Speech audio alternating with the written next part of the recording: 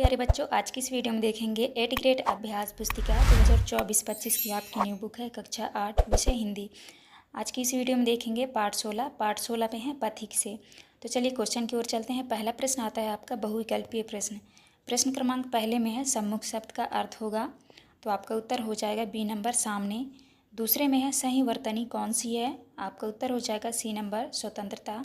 इसके बाद आपका नेक्स्ट आता है स्वतंत्रता की ज्वाला पंक्ति में आहुति कौन मांग रहा है, तो आपका उत्तर हो जाएगा ए नंबर पथिक। इसके बाद नेक्स्ट है आपका प्रश्न क्रमांक 4 में है पाठ के अनुसार काले बादल प्रतीक हैं, तो आपके उत्तर हो जाएगा निराशा के।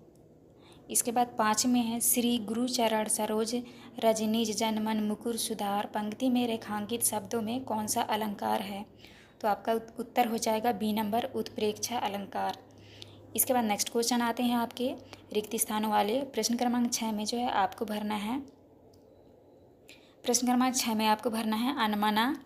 इसके बाद 7 में भरना है आपको आंसू, 8 में भरना है आपको नदी और 9 में भरना है आपको विमुख, 10वें में भरना है आपको डॉक्टर शिवमंगल सिंह सुमन।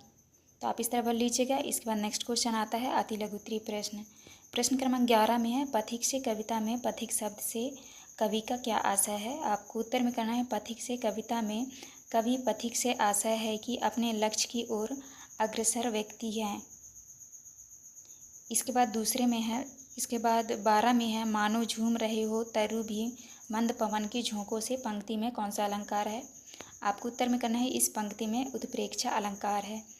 इसके बाद आता है आपका प्रश्न क्रमांक 13 में है पथिक से कविता में प्रयुक्त हुए 4 पुनरुक्त शब्द लिखिए, तो उत्तर में लिखना है सुंदर सुंदर, यहाँ पे हो जाएगा विदा विदा सुन सुन। तो आप इस तरह कर लीजिएगा। 14 में है इस कविता में कवि ने कौन कौन से प्राकृतिक सौंदर्यों का वर्णन किया है, आपको उत्तर में लिखना है इस कविता में कवि ने हरी भरी घास सुंदर नदियाँ सुंदर पहाड़ वन झरने आदि का वर्णन किया है। इसके बाद नेक्स्ट क्वेश्चन आता है आपका लघु उत्तरीय प्रश्न। प्रश्न क्रमांक 15 में है कवि ने सैनिक की विदा के समय का चित्रण किन शब्दों में किया है, तो आपको उत्तर में लिखना है कवि कहते हैं कि जब युद्ध के मैदान में घायल सैनिक तड़प रहे होंगे तब उन सैनिकों की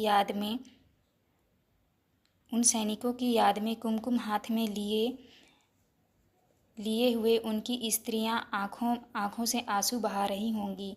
इसके बाद नेक्स्ट आता है आपका प्रश्न क्रमांक 16 में है कविता के आधार पर लिखिए कि माँ भारत माता मस्तकों की आहुति क्यों मांग रही है, आपको उत्तर में करना है भारत माता मस्तकों की आहुति इसलिए मांग रही है ताकि युद्ध की देवी को माला पहनाने के लिए मस्तकों की कमी ना पड़ जाए। इसके बाद नेक्स्ट क्वेश्चन आता है आपका प्रश्न क्रमांक 17 में है पथिक से कविता से हमें क्या प्रेरणा मिलती है, आपको उत्तर में लिखना है पथिक कविता से कवि हमें यह प्रेरणा देना चाहता है कि यदि कोई व्यक्ति अपने लक्ष्य की ओर अग्रसर है तो उसे सांसारिक समस्या का साहस विवेकपूर्ण सामना करना चाहिए। इसके बाद 18 में है हमें जीवन में कभी हार नहीं माननी चाहिए, मुसीबतों का सामना करना चाहिए। इन वाक्यों को काव्य पंक्तियों में बदलिए, तो आपको उत्तर में लिखना है पथ भूल ना जाना पथिक कहीं पथ में कांटे तो होंगे ही। इसके बाद नेक्स्ट आता है आपका दीर्घ उत्तरीय प्रश्न। प्रश्न क्रमांक 19 में है आपको अपने जीवन में किन किन मुसीबतों का सामना करना पड़ा, आपने उन मुसीबतों का सामना कैसे किया विस्तार से लिखिए, तो आपको उत्तर में लिखना है मुझे मेरे जीवन में बहुत सी मुसीबतों का सामना करना पड़ा, जैसे मैं एक निर्धन परिवार से हूँ और मुझे पढ़ने के लिए पढ़ाई की सामग्री की आवश्यकता होती है परंतु उन्हें मैं खरीद नहीं पाता, परंतु मैं हर मुसीबत का सामना अपनी हिम्मत और साहस से करता हूँ। इसके बाद नेक्स्ट आता है आपका प्रश्न क्रमांक 20।